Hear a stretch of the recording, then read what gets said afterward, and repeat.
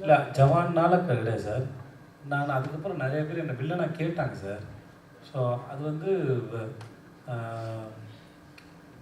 அது எப்படி சொன்னால் சரியாக வருதில்லை, நான் பதிலாக சொல்லிட்டேன். அது சில பேருக்கு அது புரியல, நான் எதுக்கு வில்லனாக பண்ணேன்னு புரியல. ஒரு ஸ்டேஜில் என்ன பண்ணுறாங்கன்னா எல்லாத்தையும் மறந்துட்டு என்ன அகைன் சின்ன சின்ன இதுக்கெலாம் இது அப்ரோச் பண்ண ஆரம்பிச்சிட்டாங்க. அதில் கொஞ்சம் எமோஷ்னல் பிளாக்மெயிலாம் இருந்தது. அதனால் வந்து பண்ண என்னோட கேள்வி, அப்படி ஒரு முடிவு நீங்கள் எடுத்தீங்க, அப்புறம் ஏன் சார் இந்த மம்முக்காவோட டர்போ ஒத்துக்கிட்டேன்? டர்போ என்ன ஒத்துக்கிட்டேன் சொல்லுங்கள், என்ன கேள்வி இது? ஆமாம் சார், மம்முக்கா எனக்கு பிடிக்கக்கூடாதா சார்? சார் எனக்கு அவர் பிடிச்சிருச்சு சார், எனக்கு அவர் பிடிச்சிருக்கு சார்.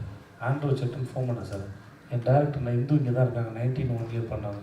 அவங்கள ஸ்டேஜ் விட்டு அவங்க வரமாட்டேன்னு சொல்லிட்டாங்க. ஆண்ட்ரூ செட் வந்து எனக்கு இங்கே வந்து என்னை நல்லா பார்த்துட்டாரு, எனக்கு சாப்பாடு போட்டார், சூப்பராக பார்த்துக்கிட்டாரு.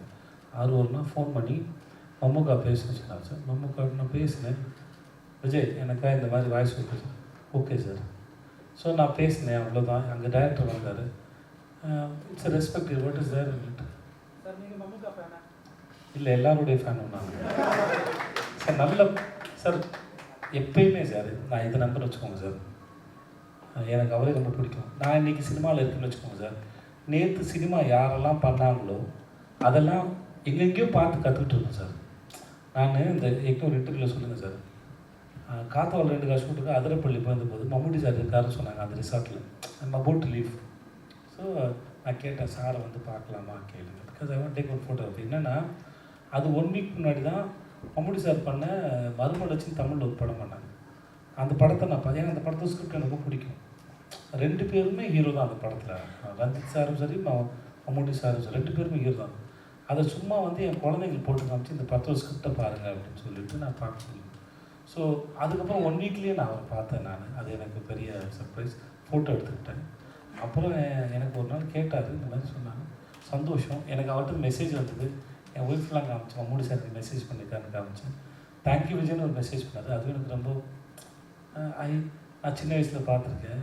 கிரேட் பர்சனாலிட்டிஸ் நான் அட்மையர் பண்ணியிருக்கேன். அவங்க யாராக இருந்தாலும் அவங்க கூப்பிட்டாங்கன்னா, அவங்க பேசினாங்கன்னா, நான் என்னால் முடியும்னா அது எனக்கு சந்தோஷம். To make me happy, I did it. ஓ, உங்களோட இன்டென்ஷன் இது தானா? இன்னும் 1 ஹவரில் எங்கே இருப்பேன்னு எனக்கு தெரியல சார்.